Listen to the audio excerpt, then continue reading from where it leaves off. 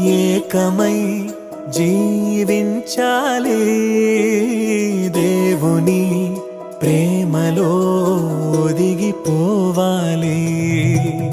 కలిమిలో లేమిలో ప్రేమించాలి, మమతలే మల్లెలై పరిమళించాలి. మురిసిపో